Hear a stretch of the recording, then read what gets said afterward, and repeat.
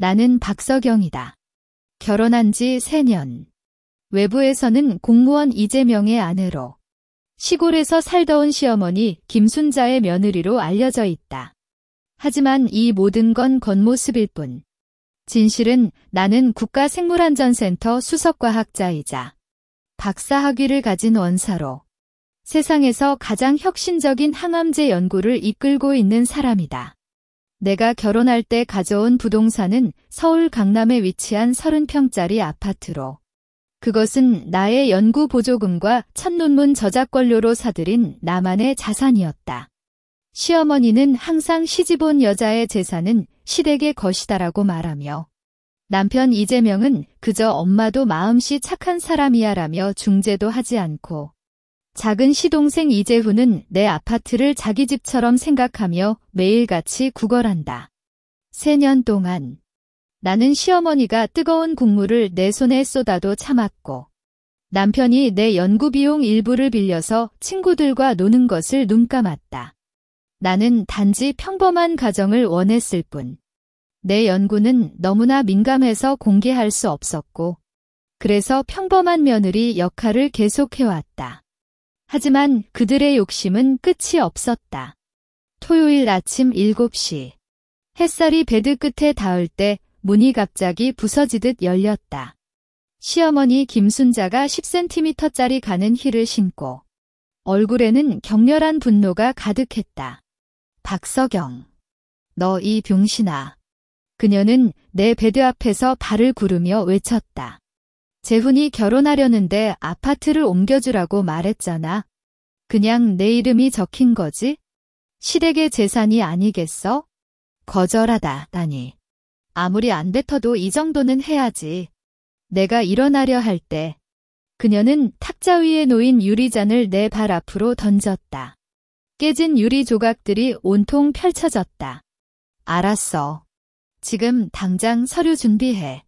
시어머니는 소리치며 발을 구르고, 내가 무릎을 꿇고 유리 조각을 주우려 구부리려 하자 갑자기 그녀의 힐끝이 내 가슴에 꽂히듯 내리쳤다. 안 되는 암지야. 시댁 말을 안 듣느냐. 극심한 통증이 가슴에서 퍼져나가며 숨이 막히는 것 같았다. 나는 바닥에 쓰러지고 갈고리처럼 꽂힌 통증 속에서 갈비뼈가 부러지는 촉각적인 소리를 들었다. 크이. 입에서 피가 솟아나는 걸 느꼈고 바닥에 붉은 얼룩이 번져나갔다. 문구석에 서 있는 남편 이재명은 아무런 행동도 취하지 않았다. 그냥 팔짱을 끼고 엄마, 화내지 마세요. 몸 나빠지면 안 돼요라고만 말했다. 그의 표정에는 아무런 걱정도 없고 오히려 내가 시어머니를 성가시게 했다는 듯한 태연함이 있었다. 나는 바닥에 구부러져 누워 가슴이 점점 검붉은 색으로 부어오는 걸 느꼈다. 피가 입가에서 고여 숨을 쉴 때마다 격렬한 통증이 몸을 뒤덮는다.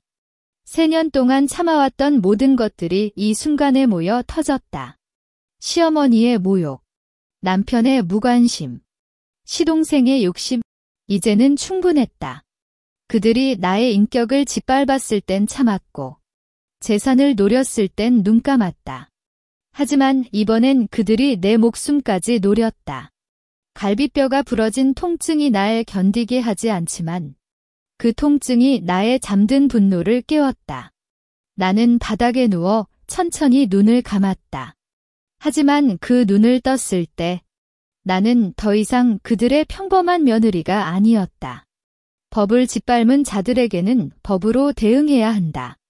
그들이 내 연구를 이용해 돈을 번다면 그 연구가 그들을 파괴할 것이다. 시어머니는 아직도 옆에서 욕을 쏟아내고 남편은 여전히 태연하게 서 있다. 하지만 그들은 모른다. 그들이 방금 걷어차린 건 단순한 며느리가 아니라 국가의 핵심 인재다. 그들이 부러뜨린 건 단순한 갈비뼈가 아니라 그들의 미래다. 나는 입에서 또다시 피를 토하며 하지만 이번엔 분노가 아닌 차가운 결심이 눈동자에 차 있었다. 구급차가 오는 소리가 멀리에서 들린다. 문서 이제 게임은 시작된다. 구급차의 사이렌 소리가 귀를 찢고 뒤틀린 통증이 가슴에서 뼈까지 침투한다. 나는 천천히 눈을 뜨니 지붕에 깔린 경광등이 빨갛고 파란색으로 번갈아가며 내 얼굴을 비춘다.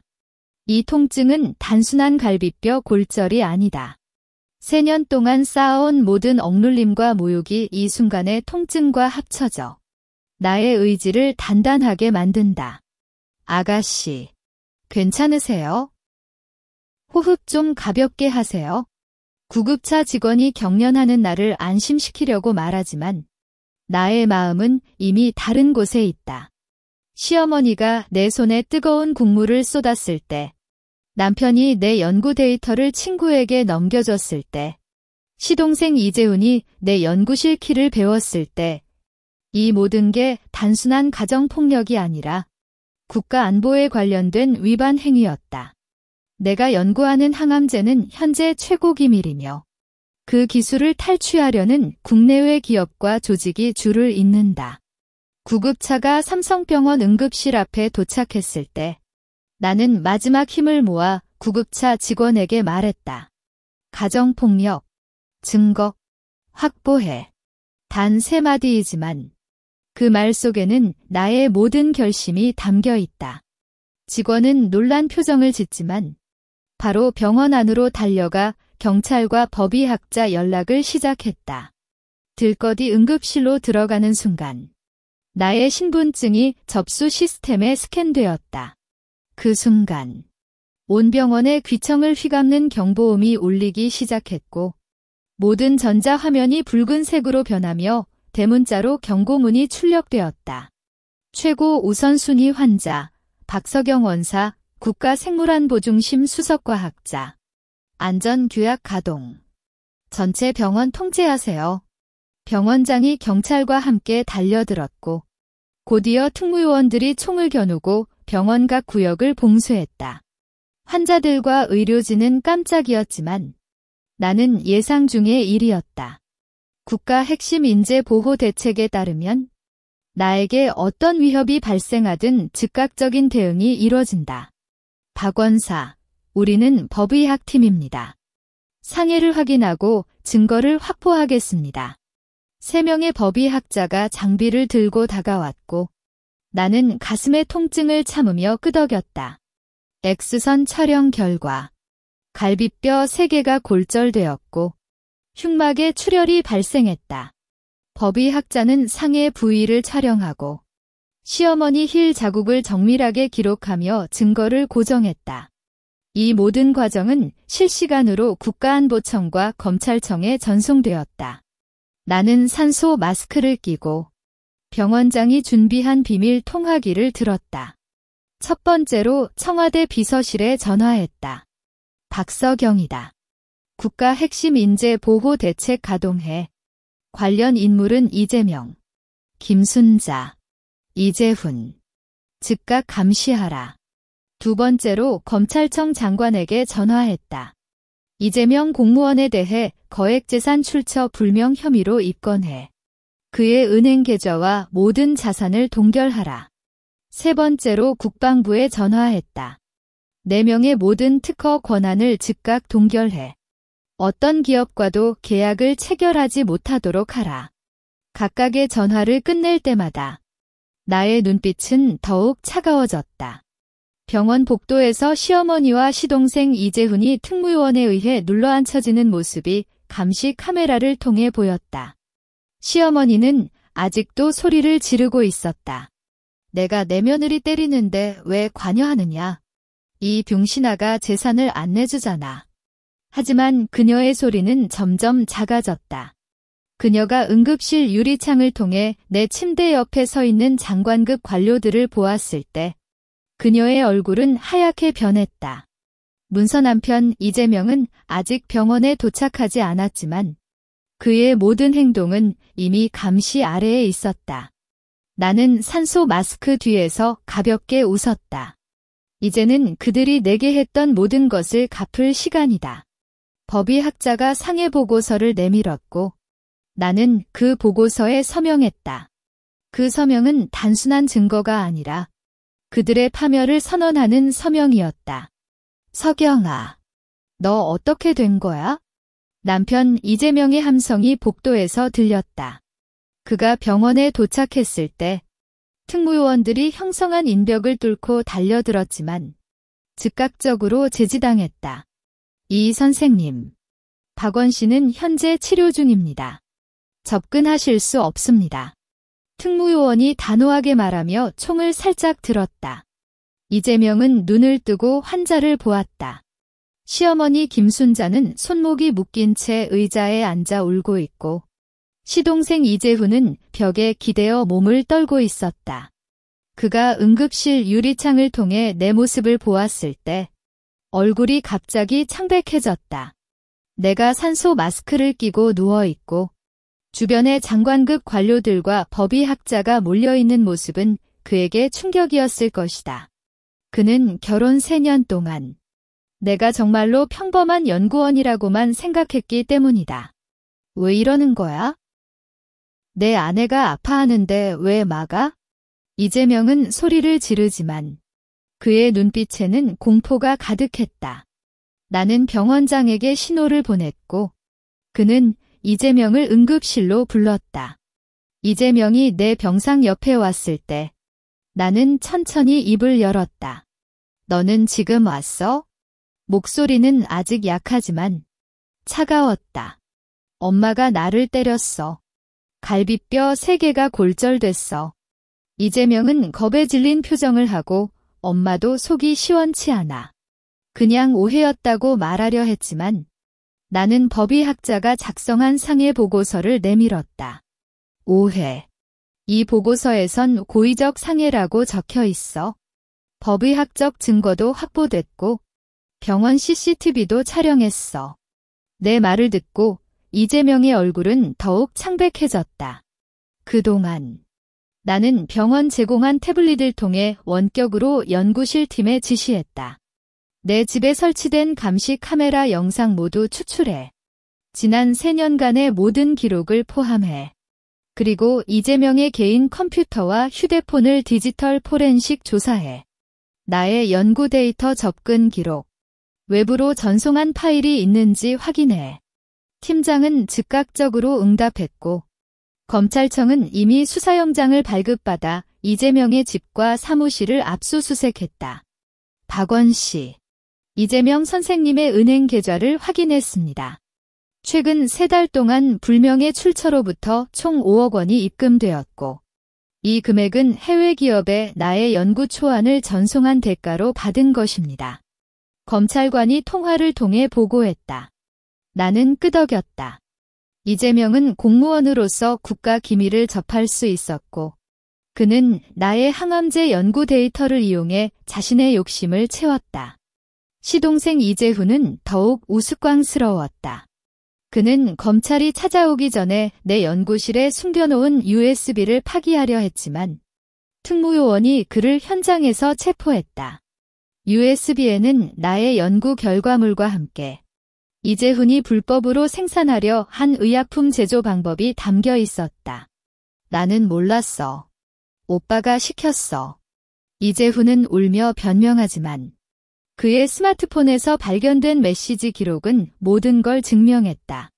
시어머니 김순자는 이제야 본질을 깨달았는지 박서경, 문서 너 정말로 그런 사람이야? 라고 속삭였다. 그녀는 평소 시골에서 왔으니 단순하다고 생각했던 며느리가 국가의 핵심 인재라는 사실에 충격을 받았다. 나는 그녀를 보지 않고 산소 마스크를 다시 끼웠다. 이제 너희가 한 일에 대한 대가를 치를 시간이야. 이때 태블릿 화면에 팀장이 보낸 메시지가 떴다. 원사님, 이재명이 지난해 우리 연구팀이 개발한 항암제 특허를 삼성바이오로틱스에 불법으로 양도했습니다. 그를 통해 10억 원을 받았고 이 금액은 처남 이재훈의 결혼비로 사용되었습니다. 나의 눈빛이 더욱 차가워졌다.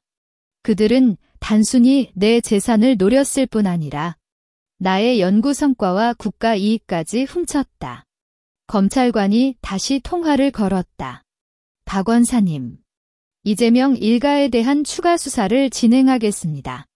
다른 범죄 행위가 발견될 가능성이 높습니다. 박 원사님, 이재명, 김순자, 이재훈에 대한 구속영장을 신청하겠습니다. 현재 확보된 증거로 특허법 위반, 국가기밀 유출, 고의상해, 금전거래등록법 위반 혐의가 충분합니다. 검찰관의 목소리가 통화기를 통해 명확하게 전해졌다. 나는 산소 마스크를 살짝 옆으로 옮기며 말했다. 동의한다. 추가로 김순자의 은행 계좌도 심층 조사해. 이재명이 받은 뇌물 중 일부는 그녀 명의에 저축했을 가능성이 높다. 검찰의 속도는 빨랐다. 이재명이 아직 응급실에서 허우적거리는 사이 구속영장이 발급되었고 특무요원들이 즉각적으로 그를 체포했다. 아니야. 서경아. 너 구해줘. 우리는 결혼한 부부잖아. 이재명은 울며 발버둥치지만 그의 손목에는 검은색 수갑이 채워졌다. 그의 표정에는 지난 3년간의 태연함이 하나도 없고 오직 공포와 절망만 남아있었다. 김순자와 이재훈도 같은 운명을 맞았다. 구속될 때 김순자는 나는 할머니인데 어떻게 이러는 거야? 라고 소리를 지르지만 법의학자가 제출한 상해 증거와 은행 계좌에서 발견된 불법 입금 내역은 그녀의 변명을 무력화했다. 이재훈은 아예 무릎을 꿇고 울기 시작했다. 원사님, 용서해주세요. 나는 오빠와 엄마에게 협박당했어. 나도 몰랐어. 하지만 그의 스마트폰에서 발견된 의약품 공장 대여 계약서와 원료 구매 내역은 그의 거짓말을 깨뜨렸다. 나는 병원 침대에서 태블릿을 통해 디지털 포렌식 결과를 확인했다. 이재명의 컴퓨터에서 삭제된 파일을 복원했는데 그 안에는 나의 항암제 연구 데이터뿐 아니라 북한과 중국 기업의 데이터를 판매하려는 협상 메시지가 담겨 있었다. 국가안보법 위반 혐의도 추가로 적용해야 한다. 나는 검찰관에게 메시지를 보냈다. 이재명의 범죄는 개인 욕심을 넘어 국가안보를 위협하는 행위였기 때문이다. 치료 중에도 연구는 멈추지 않았다. 나는 원격으로 연구팀과 화상회의를 진행했다.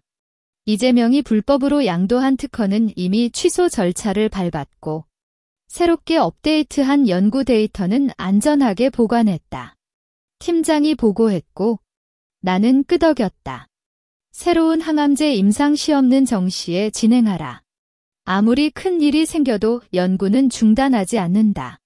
이 항암제는 수많은 환자의 생명을 구할 수 있는 것이고 이것이 나의 가장 큰 무기이자 목표였다. 오후에 법원에서 구속 전 피의자 신문이 진행되었다. 나는 병원에서 영상통화로 참여했고 김순자는 여전히 자신이 옳았다는 듯이 말했다. 내가 며느리를 때리는 건 가정 내 문제잖아. 법이 왜 이렇게 심한 걸까?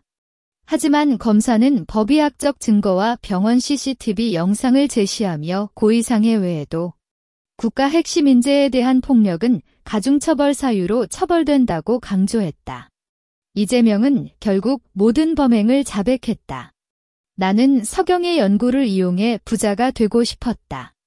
그래서 그녀를 속이고 데이터를 훔쳤다. 그동안 나의 상해는 점차 호전되었다. 의사는 곧 퇴원할 수 있을 정도로 회복이 잘 되고 있다고 말했지만 나는 아직 병원에 남아 있었다. 이곳이 안전하면서도 모든 상황을 통제할 수 있는 최적의 장소이기 때문이다. 저녁에 청와대에서 특별보좌관이 찾아왔다. 박 원사, 대통령님께서 안위를 묻고 계시며 필요한 지원은 모두 제공하겠다고 말씀하셨어요. 나는 미소를 지었다. 감사합니다. 단지 정의가 이루어지기를 바랍니다. 특별보좌관이 떠난 뒤 나는 창밖을 보았다. 달이 떠 있고 병원 주차장에는 경찰차들이 여러 대 주차되어 있었다. 이재명 일가는 이미 수감센터로 이동했고 그들의 삶은 이제 끝났다. 하지만 나의 복수는 아직 끝나지 않았다. 그들이 범한 죄는 단순히 구속으로 끝나지 않을 것이다. 나는 모든 법적 절차를 통해 그들에게 최대의 처벌을 받게 할 것이고, 그 과정을 통해 다른 여성들에게도 용기를 주고 싶었다. 태블릿 화면에 새롭게 도착한 메시지를 보니 검찰이 이재명의 부원들과 관련된 추가 범죄를 발견했다는 내용이었다. 검찰이 보낸 추가 수사 보고서가 태블릿 화면에 떴다. 이재명이 공무원으로서 담당했던 건설 프로젝트에서 건설사와 공모하여 입찰 과정에 부정행위를 저질렀고 그 대가로 20억 원을 뇌물로 받았다는 내용이었다. 더욱 충격적인 건 이 뇌물의 일부를 이용해 김순자가 부동산 3채를 매입했고 이재훈은 그중 한 채를 무단으로 사용하며 불법 카지노 운영에 참여했다는 사실이 밝혀졌다. 박원사. 이재명은 건설사에 나의 항암제 연구 개요를 제공하며 향후 기술 협력을 유인했습니다. 이는 국가기밀 유출과 뇌물수수가 복합된 범죄입니다. 검찰관이 통화를 통해 자세히 설명했고 나는 손가락으로 보고서를 스크롤했다. 공범으로 지목된 건설사 대표는 이미 체포되었고 그의 진술에 따르면 이재명이 내 아내가 최고의 연구원이므로 기술 문제는 걱정 없다고 자신했었다는 내용이 포함되어 있습니다. 나는 웃음소리를 참았다. 이재명은 결혼 3년 동안 나의 연구에 대해 한 번도 진심으로 관심을 보이지 않았지만 자신의 욕심을 채우기 위해선 나를 자신의 아내로 내세웠다. 그의 이중성이 역겨웠지만 이 모든 것이 그를 더 깊은 늪으로 빠지게 만드는 증거였다. 추가로 이재훈이 불법 카지노에서 모은 돈을 이용해 해외에 자금을 이전했습니다. 은행 거래 기록을 추적했더니 그 자금이 남아프리카 공화국에 있는 의약품 불법 생산 공장에 투자된 것으로 확인되었습니다. 검찰관의 말을 듣고 나는 눈을 좁혔다. 이재훈은 단순히 욕심 많은 젊은이가 아니라 국제적 범죄에까지 참여한 인물이었다. 병원에서 영상통화로 진행된 추가 신문에서 이재명 일가는 서로 탓하기 시작했다. 김순자는 재명이 나에게 돈을 주고 부동산을 샀을 땐 뭐라고 안 했어. 이제 와서 내 잘못이라고? 라고 소리치고 이재훈은 오빠가 이 돈으로 해외에 사업을 할 거야 라고 속여서 나도 모르게 참여했어. 라고 변명했다. 이재명은 엄마와 동생이 계속해서 돈을 달라고 했어. 나도 어쩔 수 없었다. 라고 핑계를 대지만 검찰이 제시한 금전 거래 기록과 메시지 증거는 그들의 서로 다른 진술을 모두 무력화했다. 나의 회복은 예상보다 빨랐다.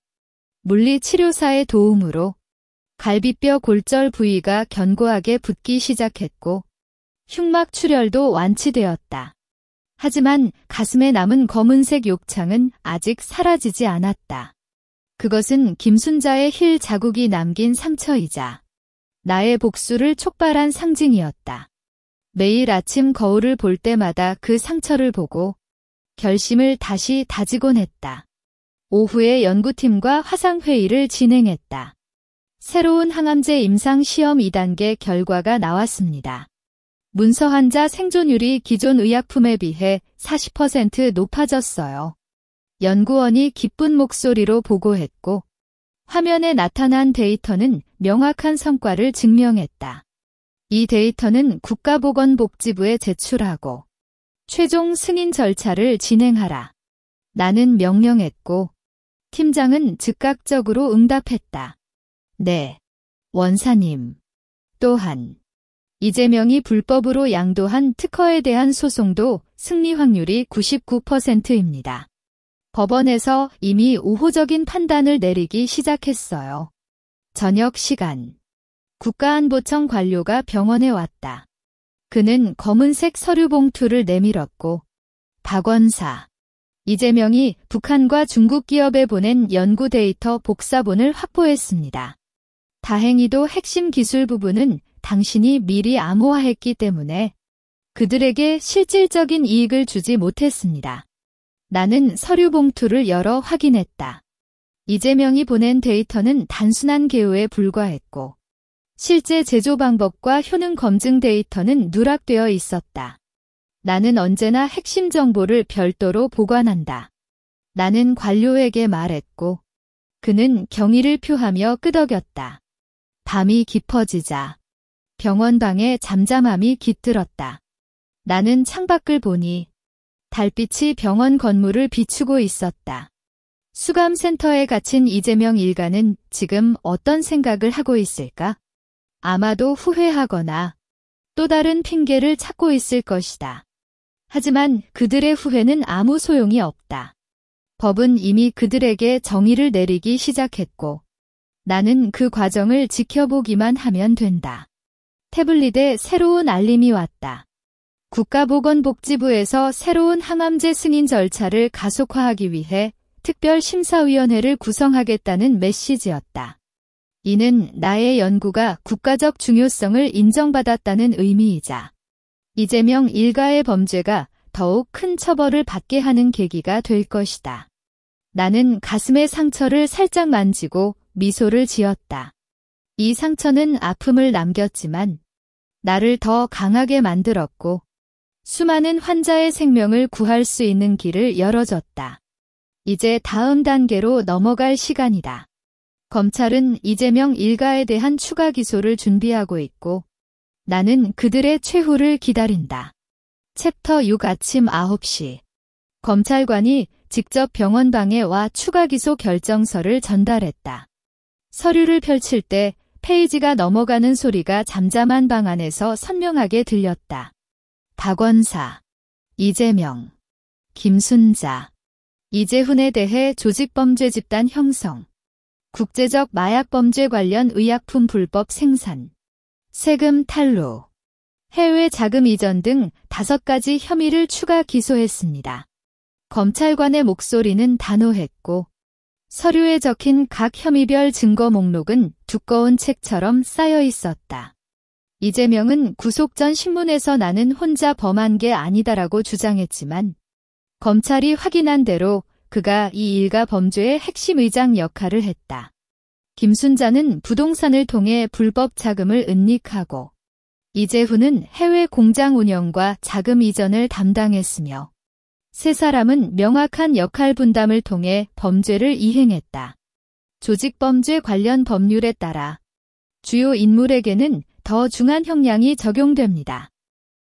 검찰관이 설명하며 서류에 서명을 받았고 나는 그 서명을 통해 이재명 일가에 대한 최종적인 법적 타격을 준비했다. 오후에 이재명의 변호사가 병원에 찾아왔다. 그는 검은색 정장을 입고 박원사, 이재명 씨가 진심으로 후회하고 있습니다. 피해 배상으로 모든 재산을 내놓겠다고 말했어요.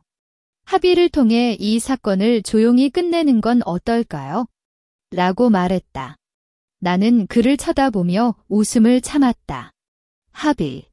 그들이 나의 갈비뼈를 부쉈을 때, 연구 데이터를 훔쳤을 때, 국가 기밀을 유출했을 때 왜 합의를 제안하지 않았어? 목소리는 차갑고 명확했다. 나는 돈을 원하지 않는다. 나는 그들이 범한 죄에 대한 정의를 원한다. 변호사는 안색을 달리하며 하지만 이 사건이 공론화되면 박원사의 명예에도 영향을 미칠 수 있어요. 가정폭력 피해자로 알려지면 나는 그의 말을 가로챘다. 가정폭력 피해자는 부끄러울 일이 아니다. 문서 부끄러운 건 폭력을 행한 자, 법을 어긴 자다. 변호사는 더 이상 말을 못하고 서서히 떠났고 그의 뒤를 보며 나는 결심을 다졌다. 이 사건을 통해 다른 가정폭력 피해자들에게 용기를 주고 싶었다. 그동안 연구팀은 새로운 항암제 대량 생산 준비를 급속도로 진행했다. 원사님, 서울대병원, 삼성서울병원, 아산병원과 양산 계약을 체결했습니다. 다음 달부터 환자들에게 의약품을 공급할 수 있게 됩니다. 팀장이 화상회의를 통해 보고했고 화면에 나타난 계약서에는 수백만 명의 환자가 혜택을 받을 수 있는 수치가 적혀 있었다. 가격은 최저 판매가로 설정해. 모든 환자가 부담 없이 사용할 수 있도록 하라. 나는 명령했고, 팀장은 즉각적으로 응답했다. 저녁 시간. 법원에서 재판 일정이 확정되었다는 통지가 왔다. 이재명 일가에 대한 첫 재판은 다음 주 월요일에 열릴 것이고, 나는 피해자로 출석해 증언해야 했다. 박 원사. 재판에서 증언할 때 필요한 증거는 모두 준비했습니다. 법의학적 증거, CCTV 영상, 금전 거래 기록, 디지털 포렌식 결과 등입니다. 검찰관이 통화를 통해 말했고, 나는 끄덕였다. 재판에서 그들의 모든 거짓말을 깨뜨릴 것이다. 병원방에서 창밖을 보니 저녁 노을이 하늘을 물들이고 있었다. 나는 가슴에 남은 상처를 살짝 만지고 생각했다. 이 상처는 아픔을 남겼지만 나를 더 강하게 만들었고 수많은 환자의 생명을 구할 수 있는 동력이 되었다.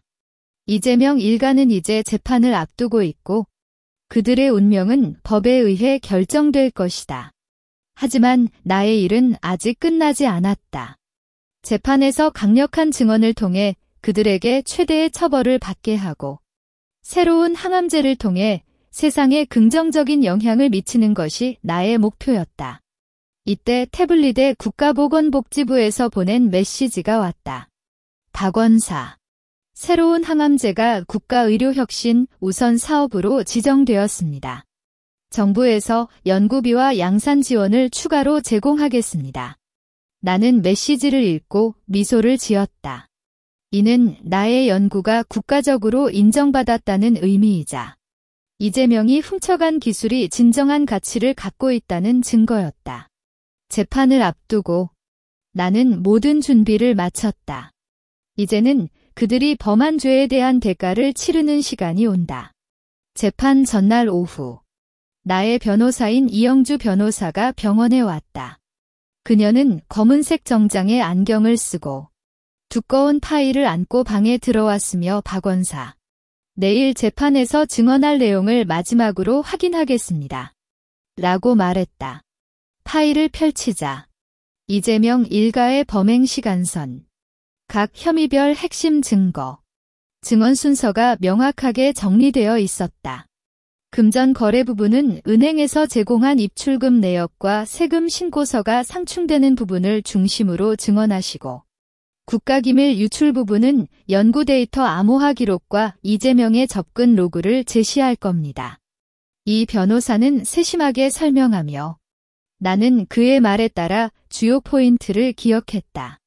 김순자의 고의상해 부분은 법의학적 증거와 CCTV 영상이 가장 강력하므로 당신이 느꼈던 통증과 상황을 객관적으로 설명하시면 됩니다. 이때 병원 간호사가 문을 두드리고 들어왔다. 박 원사. 외부에서 김순자 씨의 친구라고 하는 사람이 전화를 걸어왔어요. 당신에게 전달하고 싶은 말이 있다고 하네요. 나는 이 변호사와 눈을 마주쳤다. 전화를 연결해. 친구라고 주장하는 사람은 박서경아. 순자 언니가 늙어서 잘못했어. 너도 결혼한 사람이잖아. 가정을 생각해줘.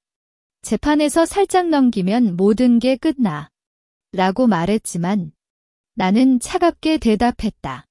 그녀가 나의 갈비뼈를 부쉈을 때 가정을 생각하지 않았잖아. 이제는 늦다. 말을 끝내고 전화를 끊었으며 이 변호사는 이런 유인이나 위협은 모두 재판에서 그들에게 불리한 증거가 됩니다라고 말하며 기록을 했다. 저녁에 연구팀과 마지막 화상회의를 진행했다. 원사님. 새로운 항암제 패키지 디자인이 확정되었고 생산 라인은 모두 점검 완료했습니다. 문서 다음 달부터 정식 출시할 준비가 됐어요. 연구원이 화면에 패키지 샘플을 보여줬고 그 위에는 생명을 위한 약, 정의를 위한 연구라는 문구가 적혀 있었다. 좋다. 출시일은 재판 종료 후로 정하자. 나는 말했고 팀장은 네. 원사님이라고 응답했다. 이 항암제는 단순히 연구 성과가 아니라 이재명 일가에 대한 정의의 상징이 되어야 했다. 밤에 잠들기 전 나는 가슴의 상해를 거울에 비췄다. 검은색 욕창이 조금씩 옅어졌지만 힐 자국의 형태는 여전히 선명했다.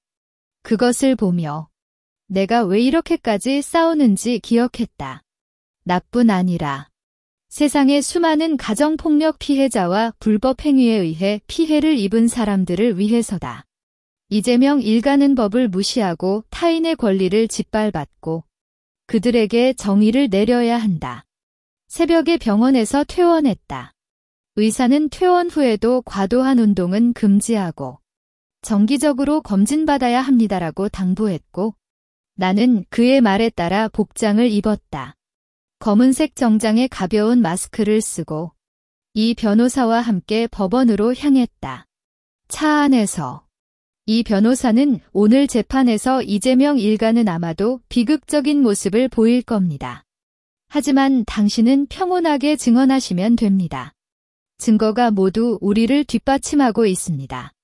라고 말했고 나는 끄덕였다.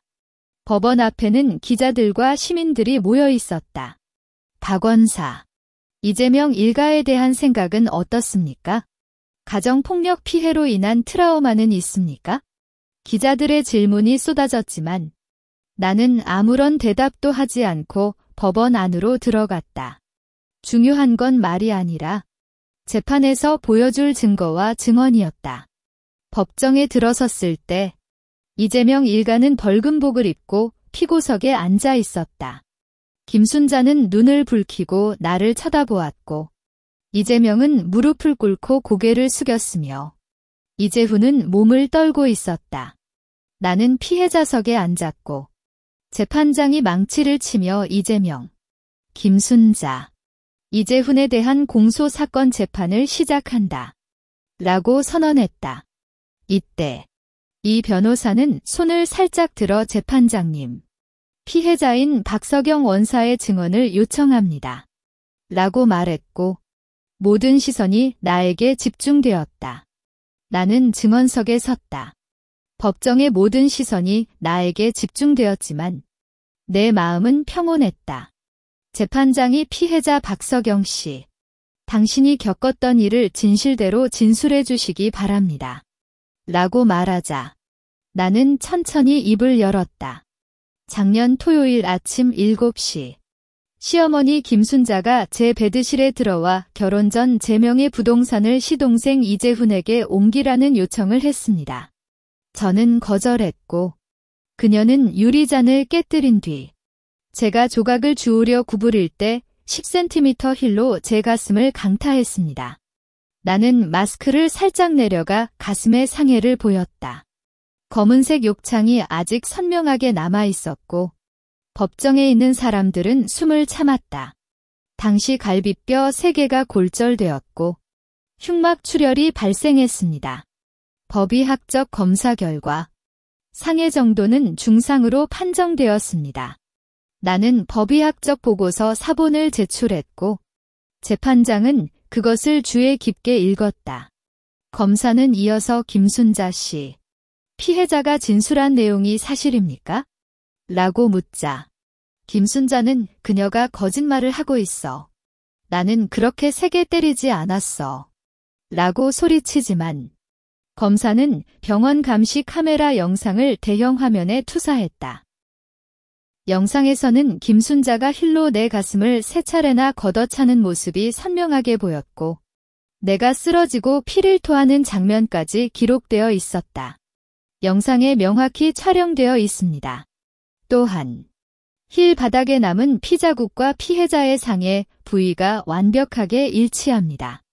검사의 말을 듣고 김순자의 얼굴은 하얗게 변했다. 이어서 경제범죄 부분이 진행되었다. 검사는 은행 입출금 내역과 해외 자금 이전 기록을 제출하며 이재명 씨는 피해자의 항암제 연구 데이터를 불법으로 양도해 10억 원을 받았고 이재훈 씨는 그 금액을 이용해 해외의 불법 의약품 공장을 운영했습니다.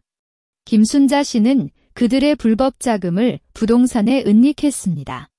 라고 설명했고 각 증거는 서류와 화면을 통해 모두 증명되었다. 이재명은 결국 모든 게 사실입니다. 저는 욕심이 나서 그랬어요. 라고 자백했지만 이재훈은 여전히 나는 오빠에게 속았어요. 라고 변명했다. 김순자는 나는 돈을 받았지만 그 돈이 불법인 줄 몰랐어요. 라고 주장했지만 검사는 그녀가 이재명과 이재훈의 범죄를 알고 있었는지 증명하는 메시지 기록을 제출했다. 재명아, 돈 좀 더 모으면 또 부동산 샀어라는 메시지가 있습니다. 이는 당신이 그들의 범죄를 인지하고 협력했음을 증명합니다. 나는 증언을 마치고 피해자석으로 돌아왔다. 이 변호사는 매우 좋은 증언이었습니다. 모든 증거가 상호 인정되고 있습니다. 라고 속삭였고 나는 끄덕였다. 법정에서 보이는 이재명 일가의 처참한 모습을 보며 내 마음에는 복수의 쾌감보다는 정의가 이루어지는 안도감이 느껴졌다. 재판장은 증거심사와 증언을 마치고 오늘의 재판은 여기까지 진행한다. 판결은 다음 주 금요일에 선고한다. 라고 망치를 쳤다. 이재명 일가는 감옥으로 인도되었고 나는 이 변호사와 함께 법원을 나갔다. 밖에는 여전히 기자들과 시민들이 모여 있었고 박 원사, 증언은 잘 끝났습니까? 판결 결과를 예상하시나요? 라는 질문이 쏟아졌지만 나는 법이 정의를 내릴 것이라고 믿습니다. 라고만 말하고 차에 탔다. 차가 이동하는 동안 연구팀에서 원사님, 항암제 출시 준비가 모두 끝났습니다. 판결 선고일과 동시에 출시하도록 준비했어요. 라는 메시지가 왔다. 나는 메시지를 보고 미소를 지었다. 이재명 일가의 판결과 함께 새로운 항암제가 세상에 나오는 날이 다가왔다. 그날은 정의가 이루어지고 새로운 희망이 시작되는 날이 될 것이다. 법원을 떠나는 차 안에서 태블릿이 끊임없이 알림음을 내고 있었다. 대부분은 연구팀과 국가기관에서 보낸 메시지였지만 그 중에는 가정폭력 피해자 지원단체에서 보낸 응원 메시지도 포함되어 있었다. 박 원사의 증언이 많은 피해자에게 용기를 주었습니다. 우리는 당신을 지원합니다. 메시지를 읽고 나는 가벼운 미소를 지었다. 이것이 바로 나가 이 사건을 공론화한 이유였다. 다음 날 국가보건복지부 장관이 직접 연구소를 찾아왔다. 그는 검은색 정장을 입고 박 원사, 새로운 항암제가 국가적 위기 대응 의약품으로 지정되었습니다. 정부에서 추가적인 지원을 제공하며 당신에게 국가의료혁신 대상 표창을 드리겠습니다. 라고 말하며 금색 메달을 내밀었다. 메달 표면에는 생명과 정의라는 문구가 새겨져 있었고 그 크기는 나 가슴의 상해와 비슷했다. 이 표창은 수많은 환자와 피해자를 위해 받겠습니다. 나는 메달을 받고 말했고 장관은 격려의 손을 내밀었다. 판결 선고일인 금요일 아침 연구소 팀원들이 나를 함께 법원으로 데려갔다. 원사님, 오늘 모든 게 잘 될 거예요. 젊은 연구원이 긴장하지만 기쁜 표정을 짓고 말했고 나는 그들에게 끄덕였다. 법원 앞에는 이전보다 더 많은 기자와 시민들이 모여 있었고 박 원사, 항암제 출시를 기다리고 있습니다. 정의가 이루어지길 바랍니다. 라는 외침이 들렸다. 이번에는 나가 마스크를 벗고 미소를 보였고 시민들은 박수를 쳤다. 법정에 들어섰을 때 이재명 일가는 벌금복을 입고 더욱 처참해 보였다. 김순자는 눈 밑에 검은 자국이 있고 이재명은 헝클어진 머리로 고개를 숙였으며 이재훈은 떨리는 손을 가누려 애썼다. 나는 피해자석에 앉았고 재판장이 망치를 치며 판결을 선고한다. 라고 선언했다. 피고 이재명. 특허법 위반. 국가기밀 유출. 뇌물수수. 조직범죄 집단 형성 등 7가지 혐의가 모두 인정됨에 따라 징역 23년을 선고한다. 재판장의 목소리가 법정에 울렸고 이재명은 무릎을 꿇고 울기 시작했다. 피고 김순자, 고이상해, 불법 자금 은닉, 조직범죄 집단 혐의 인정에 따라 징역 15년을 선고한다. 김순자는 나는 할머니인데? 라고 소리치지만 재판장은 국가 핵심 인재에 대한 폭력은 가중처벌로 처리한다고 강조했다. 피고 이재훈, 불법 의약품 생산 판매, 해외 자금 이전, 조직범죄 집단 혐의 인정에 따라 징역 12년을 선고한다. 이재훈은 그대로 기절할 뻔했고 감찰관이 그를 부축하여 일으켰다. 판결이 선고된 순간 법정에 있는 시민들은 정의다 라고 외치며 박수를 쳤다. 검사는 나에게 눈으로 인사를 했고 이 변호사는 축하합니다. 모든 것이 잘 됐습니다. 라고 속삭였다. 이재명 일가는 감옥으로 인도되었고 그들이 지나가는 길에서 나를 쳐다보았지만 나는 아무런 표정도 보이지 않았다. 그들의 시선에는 증오와 절망이 가득했지만 나의 마음에는 아무런 감정이 남지 않았다. 법원을 나온 후 연구팀이 원사님, 항암제 출시 기념 발표회를 준비했습니다. 지금 곧 연구소로 가시죠. 라고 말했고 나는 그들과 함께 차에 탔다. 차가 이동하는 동안 창밖을 보니 경찰차가 이재명 일가를 감옥으로 호송되고 있었다. 그들의 얼굴이 창문에 비쳐 있고 나는 가슴에 달린 금색 메달을 살짝 만졌다. 이 메달은 단순한 표창이 아니라 김순자의 힐 자국으로 바꾼 정의의 상징이었다.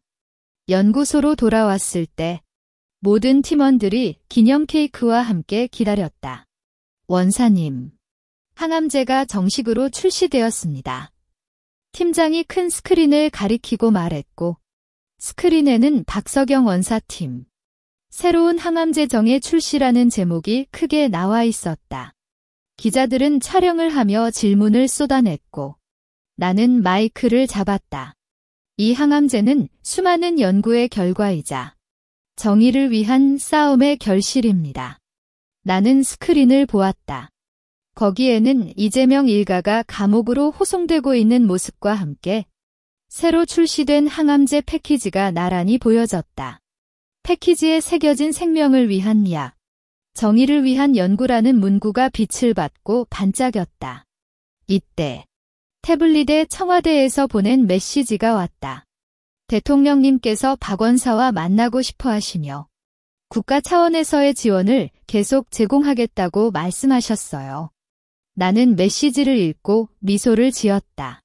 이재명 일가에 대한 복수는 끝났지만 나의 일은 아직 끝나지 않았다. 기자회견장에서 마이크를 잡고 나는 스크린에 뜬 항암제 정의 패키지를 쳐다봤다. 이 약의 이름은 정의입니다. 수많은 환자가 죽음에서 벗어나기를 바랐고 동시에 세상에 있는 불의를 바로잡고 싶었기 때문입니다. 기자들은 속삭이며 노트를 적었고 한 여성 기자가 손을 들었다. 박 원사님, 다국적 제약회사에서 수천억 원을 제안했는데 거절하신 이유는 무엇인가요? 나는 가슴에 달린 금색 메달을 살짝 만지며 말했다. 이 연구는 국가의 지원과 연구팀의 노력으로 이루어졌습니다. 단순한 금전으로 치환할 수 없는 가치가 있습니다. 또한 나는 이 약을 통해 가정폭력이나 불법 행위의 피해자들에게도 희망을 주고 싶습니다. 이 말을 마치자 기자회견장에 박수 소리가 울렸다. 기자회견이 끝난 뒤 나는 연구팀과 함께 피해자 지원 재단 설립 계획을 발표했다. 이 재단은 가정폭력 피해자와 연구 결과물 탈취 피해자를 대상으로 법률 지원, 의료 비용, 재활 프로그램을 제공할 것입니다. 나의 경험을 통해 다른 사람들이 더 이상 나처럼 고통받지 않도록 하겠습니다. 팀원들은 모두 동의했고 국가보건복지부와 법원은 즉각적으로 협력 의향을 밝혔다. 재단이 출범한 지 한 달 만에 첫 번째 지원 대상이 찾아왔다. 기록 20대 여성 이민주는 시어머니와 남편의 폭력으로 인해 어깨 골절을 입었고 연구 데이터를 훔쳐간 남편에게 협박당하고 있었다. 나는 원래 생명과학 연구원이었는데 이제는 모든 게 없어졌어요. 그녀는 울며 말했고 나는 그녀에게 재단에서 법률 변호사와 의료진을 배치해드릴게요. 너의 연구는 다시 시작할 수 있고 불법 행위자는 처벌받을 것입니다. 라고 말했다. 재단의 활동이 확산되면서 점차 많은 피해자가 찾아왔다. 나는 매주 한 번씩 재단에서 피해자와 만나고 그들의 이야기를 듣고 필요한 지원을 배치했다. 어떤 피해자는 박원 씨의 이야기를 듣고 용기를 내서 고발했어요라고 말했고 다른 피해자는 재단의 도움으로 자신의 연구를 되찾았어요라고 전했다. 이 모든 이야기는 나에게 큰 위로가 되었고 복수 이상의 의미를 부여했다. 오후에 연구소에서 새로운 프로젝트를 발표했다. 재단과 함께 피해자 보호 기술 연구를 시작하겠습니다. 스마트 기기를 통한 폭력 증거 자동 기록, 연구 데이터 암호화 프로그램 등을 개발할 것입니다. 연구팀은 열정을 불태우고 연구를 진행했고 국방부와 국가안보청은 기술 지원을 약속했다. 해가 질 무렵 나는 연구소 지붕에 올랐다. 가슴에 메달이 저녁 햇살을 받아 반짝이고 손에 들고 있는 태블릿에는 재단이 지원한 피해자들의 회복 이야기가 담겨 있었다. 이재명 일가는 감옥에서 복역 중이고 그들의 범죄로 인해 망가진 삶은 복구되지 않지만 나는 그들의 죄를 통해 더 많은 사람을 구할 수 있었다.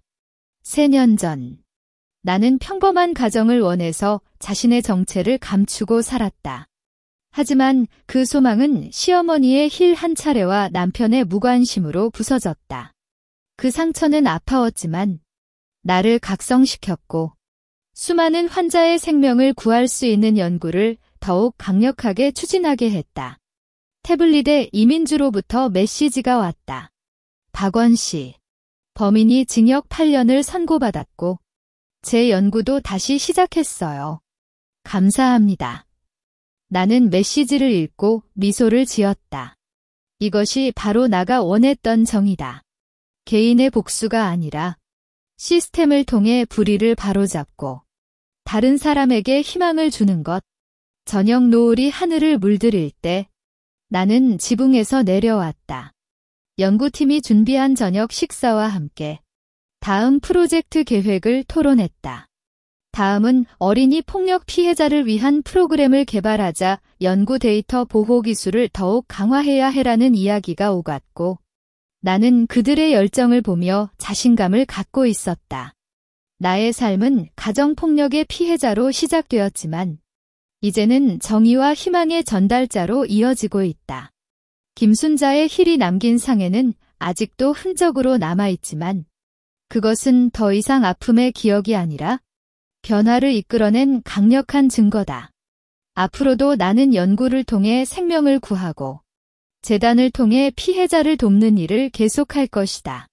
이것이 나의 복수이자 나의 삶의 의미다. 이야기 끝.